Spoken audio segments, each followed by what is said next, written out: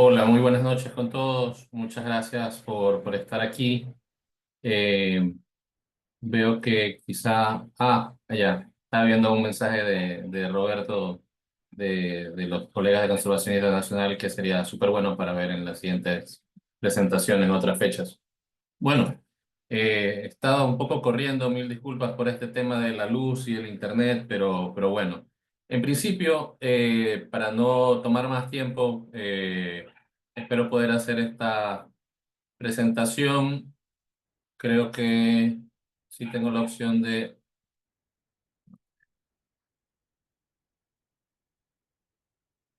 Ya. Comentarles muy brevemente que el tema del el Global Mangrove Watch, pues se enmarca dentro del una iniciativa global que es la Alianza Global de Manglares, ¿verdad? Esta Alianza Global de Manglares, pues es una plataforma en la cual se encuentran instituciones públicas, instituciones privadas, las principales, por ejemplo, organizaciones no gubernamentales a nivel mundial, como Conservación Internacional, The Nature Conservancy, WWF, Wetlands International, y entre algunos más. De hecho, bueno, aquí estos logos que se encuentran, se han sumado muchos otros, pero mucho de este trabajo pues tiene unas metas relacionadas con qué podemos hacer aquí al 2030 y con el generar información y herramientas técnicas como dos que les voy a presentar brevemente. Aquí también lo que les quería comentar es que, bueno, el año pasado hicimos una serie de entrenamientos y durante los próximos 3 años también tenemos unos fondos disponibles para poder continuar con los entrenamientos ligados a dos herramientas principales que ya les voy a comentar, que una es evidentemente Global Mangrove Watch y otra es otra herramienta que es la herramienta ligada al rastreo de las iniciativas de restauración de manglar. Ok, aquí básicamente algunas de estas metas al 2030 ligados a justamente evitar la conversión de manglar, detener la pérdida, metas relacionadas con restauración y también pues el aumentar el estado de conservación bajo una figura o un mecanismo de conservación a nivel mundial del 40 al 80%. Existen varios objetivos ligados a cambio climático en temas de adaptación, mitigación, conservación y sostenimiento de la biodiversidad y sus servicios ecosistémicos, y evidentemente temas ligados a seguridad alimentaria y bienestar humano, ¿verdad? Hay una estrategia que se ha ido actualizando, pero en el cual pues básicamente la idea es que estas metas que tenemos y se haga a través de una serie de estrategias, ¿verdad? Que sea colaborativo, que esa colaboración entre diferentes instituciones nos permita habilitar o desarrollar conocimientos y herramientas en algunos temas como en comunicación, en ciencia, en temas relacionados con finanzas que sean innovadoras, fortalecimiento de capacidades y todo esto, pues la idea es que podamos movilizar, por ejemplo, los miembros de la alianza, que en este caso cuando inició el proyecto, o mejor dicho, cuando inició esta iniciativa en el capítulo Ecuador, estaba conformado básicamente por las tres ONGs, CI, TNC y WWF, y pues ahora hay alrededor de 21 miembros entre instituciones y personas naturales en la alianza, ¿no? La idea también es que si hay alguna organización o alguna persona que le interesa, algún especialista, algún profesional en también sumarse, pues haya esa opción, ¿no? El apoyo de todas las comunidades, de la ciencia, de las empresas, de los gobiernos, para poder lograr estos objetivos. Básicamente, pues se trabaja a nivel global, de hecho, con muchos expertos en la temática, en más de 30 países actualmente, en varios programas regionales. Y la herramienta. Yo les voy a mostrar brevemente aquí unas cuantas diapositivas más y luego quiero mostrarles la herramienta en vivo. Pues básicamente muchas de estas herramientas o esta plataforma recoge recursos globales, probados, de hecho, muchos de ellos ligados a publicaciones científicas de grupos que trabajan de una manera muy robusta. De hecho, a mediados de septiembre, hace poco, hubo una reunión que se hizo en la Universidad de Cambridge. Entonces, porque la idea es seguir actualizando, yo les voy a explicar algunas de las cosas interesantes que están por venirse con esta herramienta. La idea también es que pueda ser una opción de poder tener acceso en tiempo casi real, ¿verdad? Y bueno, la idea, esto ha ido, ya vamos a ver la plataforma actualizada, pero pues hay datos en ella, existen mapas, existen elementos en los cuales se pueden diferenciar todos los recursos. La idea, como decíamos, es promocionar los temas de políticas, manejo, conservación en territorio y que esto se represente en un impacto real sobre la biodiversidad y sobre pues las sociedades, las comunidades, ¿verdad? Creo que quizá incluso hasta llegar aquí con esta diapositiva podríamos ir a revisar mejor la plataforma, porque en principio, y de hecho ya van a ver ustedes que hay más funcionalidades. Entonces, una de las principales que existe son relacionado a a la extensión, a la superficie de manglar a nivel global. Y aquí, pues, esto se desarrolló a partir de eh, percepción remota, ¿no? De teledetección, de sistema de información geográfica, y se ha ido actualizando. Ya vamos a revisar con ustedes directamente hasta cuándo está actualizada. Algo interesante es que hay una capa con una mejor resolución espacial, ya se las voy a mostrar, y también cómo ha sido el cambio en el tiempo de la distribución o de la extensión del manglar. Hay también algo muy interesante que ahora recientemente se ha actualizado, que son las alertas de cambio. Ya les voy a explicar un poquito, pero en principio lo que me permite es tener alertas mensuales que me indican de una manera muy precisa dónde está habiendo probablemente procesos de degradación y de deforestación de manglar. También cuáles son las principales especies que se encuentran en los diferentes países, cuál es ese nivel de protección o conservación que tienen. Algo interesante, los temas relacionados con la biomasa aérea, ¿sí? Con la altura. Todo esto son también productos de procesamiento de insumos de teledetección y sensores remotos, ¿verdad? Ligado más a los temas de políticas públicas y clima, ciertas proyecciones de qué ocurriría bajo un enfoque de carbono azul, de poder trabajar con este tipo de iniciativas que pueden, pues, voluntarias en algunos casos, en algunos países ya pues más oficializados. ¿Cuánto podría representar eso en una retribución, digamos, en cuanto a la captura y almacenamiento de carbono? Y el potencial de mercado de carbono, ya. Vamos a ver hasta ahí esta parte, porque me gustaría más bien poder revisar con ustedes la plataforma, ¿verdad? Ya luego les muestro otra cosa de la otra herramienta que les estaba comentando. Ok, listo. Creo que ahí estamos viendo. Ok. Entonces, por ejemplo, si ustedes van a cualquier buscador, ¿no?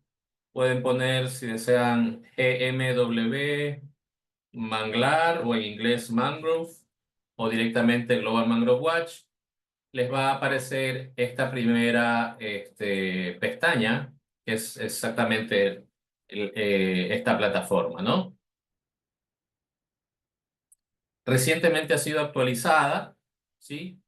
Y ahí empieza mostrando un mapa a nivel mundial. Evidentemente es una plataforma global y entonces ahí uno puede tener diferente información. Vamos a buscar aquí brevemente, pues directamente podemos buscar Ecuador, les quiero mostrar, o por ejemplo, vamos a buscar Churute, ¿no? En el caso de Churute, por ejemplo, para estar a tono con la invitación de Ángel, que es el jefe de área de Churute, hay dos alternativas. Aquí algo que sí quiero comentar es que yo ya les, porque quizá alguno de ustedes, si nos acercamos a algunas áreas, por ejemplo, el Morro, a la reserva, al refugio de vida silvestre Manglares del Morro, pues por alguna razón no tienen la última actualización de de estas capas mundiales que hay de las áreas protegidas, ¿verdad? Y en el caso de Manglares Churute, acerquémonos un ratito aquí a Manglares Churute, vamos a ver, no sé cuál de las dos agarré, hay una particularidad que es que, déjeme buscar aquí, aquí podemos ver, ya vamos a ir viendo, pero por ejemplo hay una que dice widgets, ¿no? Entonces, aquí yo puedo tener, aquí se me abre esta opción, puedo revisar cuáles son las diferentes opciones. Si deseo ver, si pongo custom, por ejemplo, me sale lo que por defecto aparecería, o puedo ir marcando las que yo deseo, ¿no? Aquí, por ejemplo, luego puedo ver áreas protegidas, la capa de áreas protegidas, ¿ok? Entonces, como ustedes ven, hay dos capas que se sobreponen en el caso de Churute. Una que es como el límite oficial, digamos, del área protegida, y otra que viene a ser aparentemente, no sé si hay un error de la plataforma, de la base global, entiendo yo que tiene que ver con un límite que existió, no sé si es el límite del sitio Ramsar. Todas estas cosas le hemos ido comentando al equipo técnico para que lo vayan actualizando, pero pues en principio uno puede encontrar aquí toda la información que yo les indicaba, ¿no? Puedo poner aquí a nivel de capas, por ejemplo, y yo puedo ir marcando y desmarcando qué es lo que yo requiero, ¿no? Vamos a regresar a hacer el ejemplo, cerremos un ratito esto. Vamos a ver el ejemplo de Ecuador, ¿no? Ok. Ahora también como en la perspectiva de que esta es una presentación preliminar, evidentemente no vamos a poder revisar a detalle, pero quería mostrarles como como diríamos comúnmente, un abreboca, ¿verdad? Y luego, pues, si hay vamos a iniciar, como les decía, una serie de entrenamientos, probablemente a partir de la última semana de octubre, lo que nos quede de noviembre y el próximo año en diferentes universidades que ya eventualmente iremos comentándoles, ¿no? Ok, entonces, por ejemplo, si yo pongo aquí la opción de distribución y cambio, ¿no? Y me acerco en el caso aquí de Ecuador. Eh, ya. Ecuador no tiene aquí, depende del país, existe un panel, un dashboard para ver a nivel nacional. Por ejemplo, si nosotros pusiéramos, voy a poner solo un ejemplo muy brevemente. Si pusiéramos México, ¿ok? Entonces, México tiene un panel nacional. Digamos que si nosotros como Ecuador estuviéramos interesados, en este caso, por ejemplo, el CONABIO vendría a ser como el INABIO de acá, el Instituto Nacional de Biodiversidad o algo similar, ellos subieron información de lo que ellos tienen respecto a sus capas de manglar, ¿verdad? Para ellos en el año 2020, ¿cuál es la extensión? Uno puede marcar aquí y se puede ir representando en teoría y tengo información. Ok, solo quería mostrarles que depende del país la opción de que haya ese panel nacional, ¿no? Ok, entonces aquí en el caso de Ecuador, yo, bueno, voy a ponerle que se expanda todo. Muy brevemente, algunos de los widgets que se encuentran en esta capa que estamos viendo, voy a mostrarles rápidamente. Una de ellas es justamente la extensión del hábitat. Yo puedo marcar o desmarcar para que se me refleje, se me represente en mi mapa, ¿verdad? Y aquí yo puedo poner si es en kilómetros, en hectáreas, el año. Aquí yo tengo capas que puedo hacer análisis y puedo hacer, por ejemplo, si a alguien le interesa trabajar alguna investigación, algún artículo científico de manglares, cómo ha sido la distribución a lo largo del tiempo, la pérdida, la ganancia, si se ha mantenido. Tengo información desde 1996, un salto temporal al 2007, de ahí 2008, 2009, 2010, y la última es la del 2020, ¿ya? Pero quería mostrarles algo con respecto a esta capa del 2020. Déjenme irle, ya. Ahorita solo tengo activada esta capa. Entonces, si yo me acerco, cuando uno trabaja estos temas basados en sensores remotos, evidentemente la información está ligada a la resolución espacial que se llama de esa imagen satelital, por decirlo así. Entonces, eso va a configurar o va a preestablecer la calidad de la resolución espacial del producto, por ejemplo, ¿no? Pero aquí tengo una opción, si yo marco aquí en la letra I, dice que hay una capa de alta resolución que se trabajó con otra información a mayor detalle, ¿verdad? Por ejemplo, si la marco ahí, podemos, en algunos casos se podrá ver, en algunos casos no, pero la capa va a ser más afinada con respecto, por ejemplo, aquí a los límites, ¿no? Mientras que la otra, vamos a decir que es más gruesa, grosera, no tan afinada, ¿no? Entonces, esto es algo interesante para poder trabajar, por ejemplo, con una información un poco más de mejor resolución. Ok. Entonces, ¿qué pasa aquí con esto? Me dice de dónde sale toda la información y me permite revisar dónde puedo descargar la información, ¿verdad? O dónde está, en este caso, el paper, pero en la de acá me dice dónde yo puedo descargarla. Entonces, si yo manejo sistemas de información geográfica, puedo hacer el trabajo, descargo las capas, reviso, no sé, quiero saber cuál fue la ganancia o la pérdida de manglar entre el año 2010 y el 2020. Puedo hacer estos ejercicios con sistema de información geográfica tranquilamente, ¿no? Eh, ¿Qué más podemos ver? En esto vamos a dejarlo por ahí. Como les decía, aquí ya puedo ver lo que se denomina como el cambio neto, ¿sí? Entonces, lo que se ve en color verde, esto es entre 1996 y 2020. Voy a ponerlo en hectáreas, voy a poner entre 2010 y 2020. Entonces, ahí ya me dice que gran parte de lo que ha habido en principios ha habido se incrementó, en teoría, o con estos insumos en Ecuador en alrededor de 2.000 hectáreas, pero también visualmente me dice dónde se incrementó y dónde ha habido pérdida, ¿verdad? Entonces, por ejemplo, aquí hay un área que, déjame ver si les puedo mostrar allá.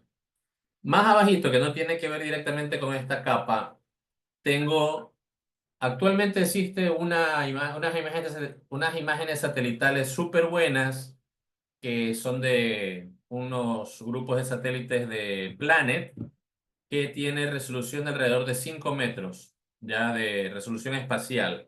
Más o menos cuando uno ve Google Maps o Google Earth, esas imágenes a súper buena resolución que uno puede ver un vehículo, un árbol. Esa es una resolución más o menos de 1 metro por 1 metro. Un poquito mejor en algunos casos. Esta es de 5 metros. No vamos a verlo como el caso de Google Earth o Google Maps. Pero, por ejemplo, yo puedo poner esta información con aquí en julio del 2024. Si ven que aquí hay de abril, vamos a ver alguna que no tenga tantas nubes. Por ejemplo,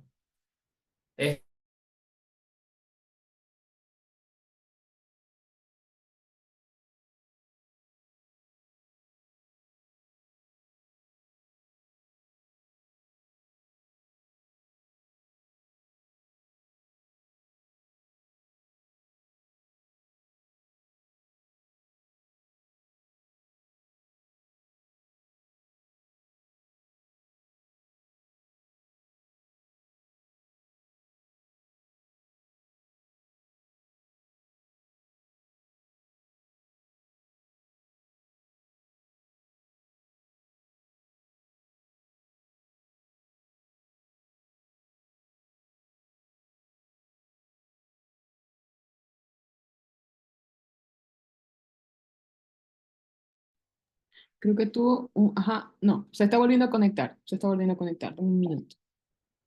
Sí, tú sí, se nos quedó, o sea, yo también pensé que se me había colgado a mí, pero no. Me parece que se más bien al biólogo se le colgó. Ahora se conecta. Perdón, no sé qué pasa.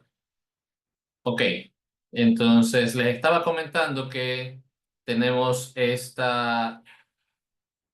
Igual luego, por favor, Ángel, si me puedes decir cuánto tiempo. Después me emociono, no sé ahorita cuánto tiempo vamos. Pero bueno, Sí, sí, estoy brevemente. pendiente, pero puede continuar, sí. Está bien. Perfecto, muchas gracias. Entonces, por ejemplo, aquí, con la capa que les digo de Planet, que puedo revisar, de hecho, hasta aquí en la parte de abajo puedo ver una imagen de julio del 2024. En este caso estaba mala. Junio, por ejemplo, del 2024, con la que estábamos viendo que también tiene en este caso. Veamos la de abril que estaba mejor. Ok, entonces, justamente en esta área donde dice que hubo ganancia, podemos identificar que efectivamente en algún momento fue una camaronera, ¿verdad? Pero que ha habido, el manglar se ha estado recuperando en esa área, ¿no? Por algún motivo quedó la camaronera, ya no se siguió produciendo, en fin. Y tengo otras áreas donde yo puedo identificar dónde ha habido en cambio pérdidas. Aprovechando que ya vimos esta capa que tiene la imágenes de Planet, vamos a hablar brevemente de la capa de alertas de cambio. La capa de alertas de cambio me indica dónde son las zonas en las cuales yo tengo justamente como tipo de mapas de calor, donde en este caso entre el 2019 y 2024 ha habido justamente una alerta de que algo está pasando. ¿Cómo trabaja esto? Les explico muy brevemente.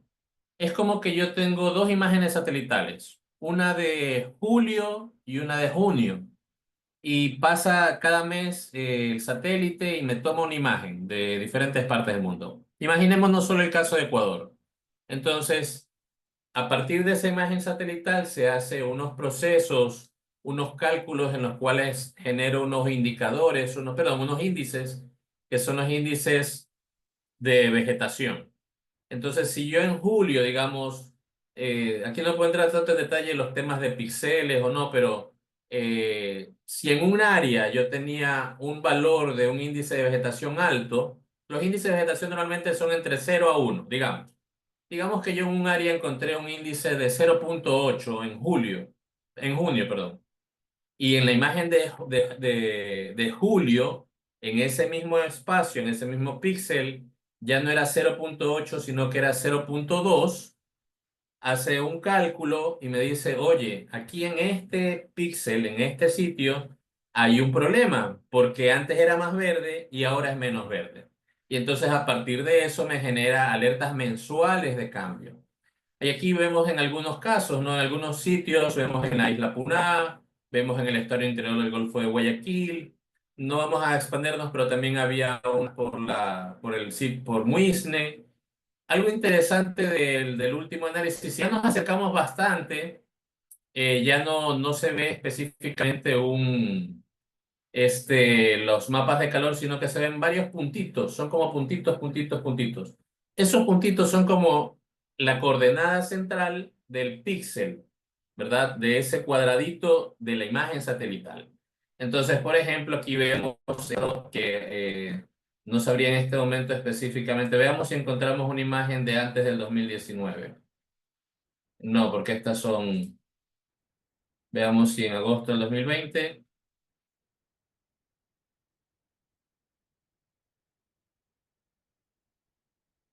Espera un ratito. Veamos una más, solamente, pero lo que les quería mostrar es, veamos una del 2021. No está tan buena ciertas imágenes. Pero bueno, no tenemos mucho tiempo, pero en principio, si uno revisa, va a encontrar que justamente en esa área antes había manglar y actualmente es un área donde ya se ha construido camaroneras, por ejemplo, ¿no? Entonces, este es un insumo que me parece muy importante para poder trabajar los temas, por ejemplo, del sistema de alerta temprana del Ministerio de Ambiente o cualquier otro tipo de alerta, ¿verdad?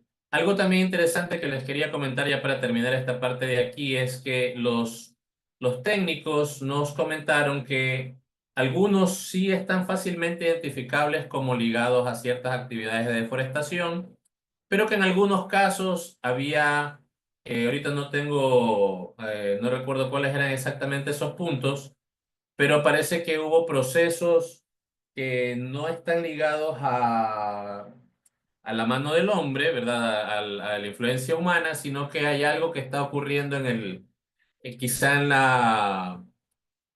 la hidrología, en la geomorfología, en los procesos de retención de sedimentos, no sé, ligados a procesos de alteración que no son que fueron a deforestar o a talar, pero algo está ocurriendo en el estado interior que está generando una degradación. Ahí hay un tema interesante que se puede conversar. Como no tenemos quizá tal vez mucho más tiempo, les quiero mostrar que hay otras cosas como la cantidad de especies por país, la distribución de estas especies. En el caso de Ecuador, ahí indica según la UICN cuáles son las... Y ahí explica por qué, cuáles se consideran especies de manglar, cuáles no. Ahí, bueno, los botánicos, quizá si hubiera botánicos podríamos entrar en otro detalle. Pero como vemos aquí, dice que tenemos 7 de 24 eh, cartas de datos, ¿no? Pero tengo muchas más, ¿verdad? Puedo marcar las capas que tienen que ver con restauración y conservación. Ahí, por ejemplo, hay una capa, esta capa de restauración, me dice cuál es el potencial de áreas restaurables, en este caso en Ecuador, ¿no? Podríamos revisar esa información que está aquí. ¿Verdad? La capa de restauración. Ahí uno tiene que ir jugando con las capas que representa, las capas que no representa, para poder identificar plenamente. Y ahí no quiere decir que todo eso es un área potencialmente restaurable, pero quiere decir que hay como un score. Y aquí explica cómo es la metodología, es muy reciente, de hecho todavía está en revisión, y ya, puedo ir yo viendo muchas otras opciones de la información que se encuentra aquí, lo que le decía de los ecosistemas, los servicios ecosistémicos. En la parte inferior, también ya para ir terminando con este tema, hay otras capas, por ejemplo, ligadas a este, eh, tipos de humedales de marea, tipos de marismas, el cambio de los humedales de marea, ¿verdad? O sea, además de las capas de manglar, actualmente tengo otra información adicional y ahí yo puedo revisar a qué se refiere, dónde puedo yo descargar, dónde está el artículo científico, dónde puedo descargar yo esa información, en fin. Si les parece bien, dejamos eso por ahí y les muestro brevemente algo adicional. Y ya les voy a mostrar directamente, denme un segundito, la otra información que es de esta misma plataforma, pero, a ver, un ratito. Es la herramienta de el monitoreo, o mejor dicho, de el tracking, del rastreo, como se dice, de los esfuerzos de restauración. Entonces, por ejemplo, aquí tengo tres opciones, son sitios, paisajes, organizaciones. Por ejemplo, aquí tengo varias organizaciones a nivel mundial, son muchísimas que tienen subida la información de sus esfuerzos de restauración. Yo estoy dentro de una organización para poder revisar ciertos datos. De hecho, tengo, en este caso de donde yo estoy ingresado, puedo ver datos inclusive de otras partes, en este caso de África. O en este caso, o también puedo ver, solo para mostrarles brevemente y ya terminar con esto, de que yo puedo toda iniciativa de restauración, subirla en esta plataforma, ¿verdad? Puedo ver las tres fases que son los temas de registro, los temas de intervención, el tema de monitoreo. Por ejemplo, quizá aquí para ver algo de registro que podría ser interesante. si en el sitio donde pensamos restaurar hubo o no hubo manglar antes. Porque si no hubo manglar, no estamos hablando de restauración. A veces ha ocurrido que plantamos manglares en sitios como los bajos y eso no es una restauración, eso es algo que se llama forestación, porque no estoy restaurando porque no hubo antes, ¿verdad? Eh, si hubo algún tema relacionado a restauración, a rehabilitación antes, si el sitio fue evaluado antes de hacer esa intervención, si hubo un piloto, si hubo expertos externos, y luego pues tengo toda una serie de información, por ejemplo qué intervenciones biofísicas fueron usadas para restaurar el sitio.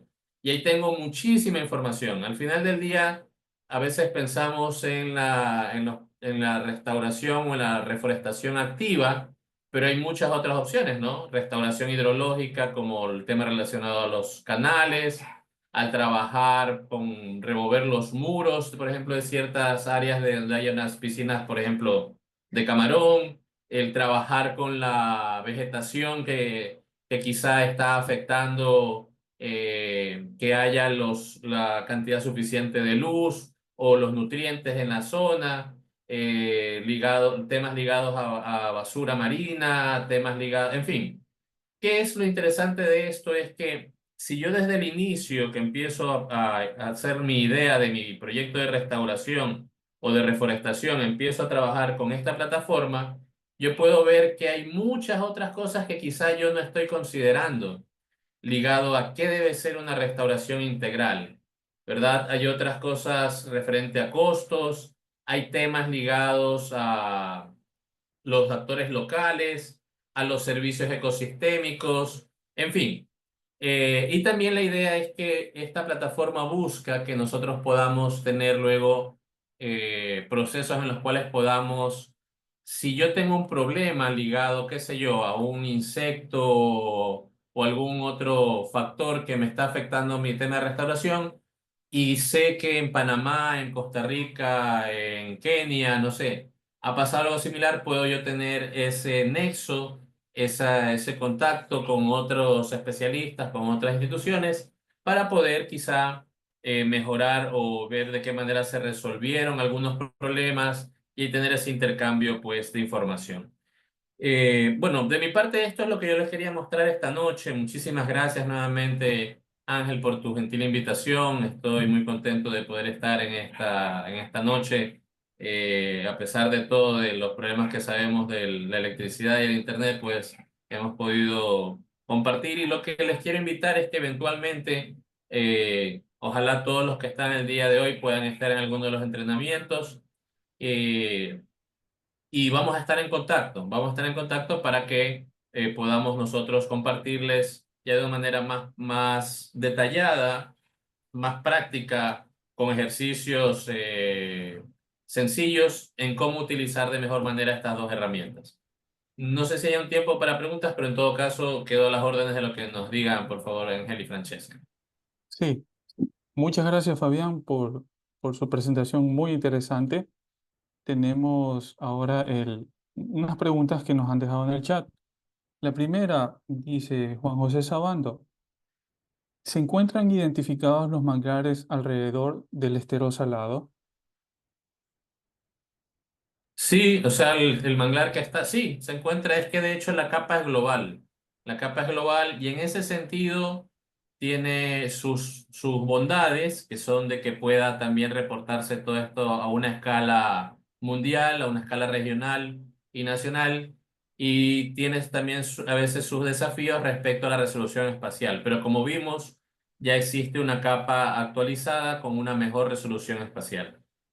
También lo que les quería comentar es que nosotros en los entrenamientos que vamos a dar, sí, los entrenamientos los vamos a hacer, ahí de pronto luego Ángel nos puede compartir la información, estoy viendo que hay algunos interesados para poder tenerlos presentes.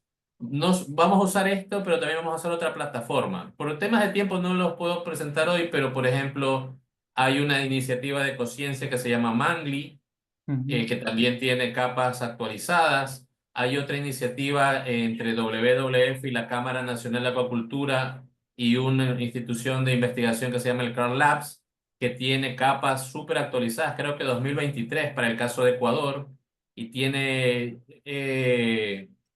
un análisis interesante entre qué era antes, donde hubo un manglar y ya no hay, qué hubo antes, cómo hay esa persistencia de otras coberturas. Es súper interesante. Entonces, en todo caso, lo que les quería comentar es que tenemos una serie de insumos que nos gustaría poder trabajar con los interesados. Muy bien. Carla Bermeo nos pregunta, buenas noches. ¿Cómo se podría obtener financiamiento para proyectos de restauración del ecosistema de manglar? Muy buena pregunta. Bueno, existe un interés a nivel mundial, entiendo yo, de poder trabajar en temas de restauración, desde empresas privadas, desde otro tipo de donantes públicos. Y, por ejemplo, en el caso de Ecuador, así a breves rasgos, por ejemplo, tenemos la iniciativa que ya quizá algunos de nosotros sabemos, que tiene a través de fondos del FIAS, con el proyecto REM, entiendo que se ha restaurado más de 500 hectáreas o está en ese proceso con la UES.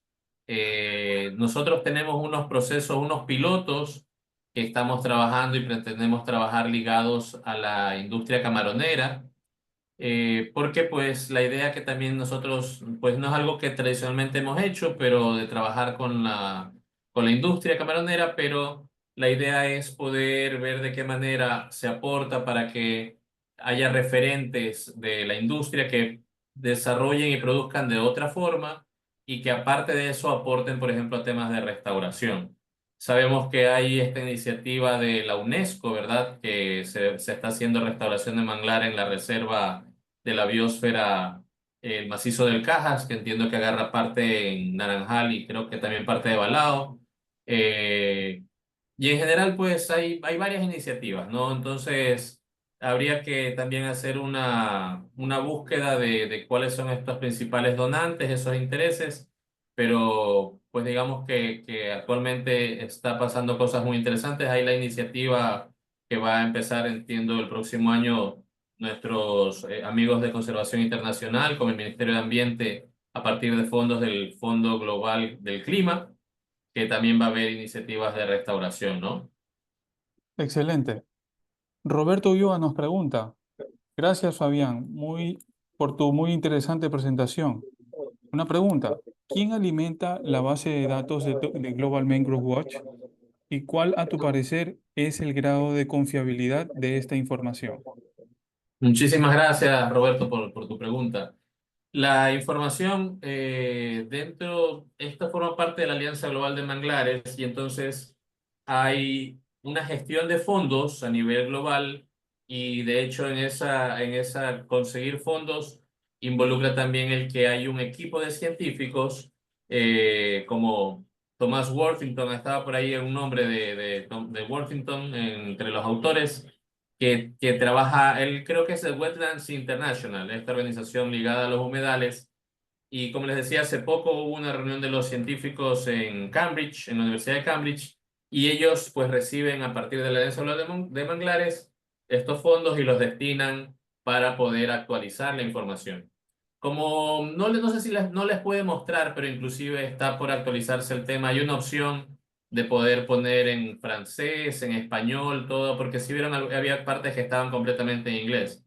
Claro que ya tecnológicamente podemos nosotros poner a través de Google mismo la opción de que me traduzca en en cualquier buscador, se me fue la palabra. Bueno, sea en Firefox, sea en Google Chrome, sea en algún otro, ¿no?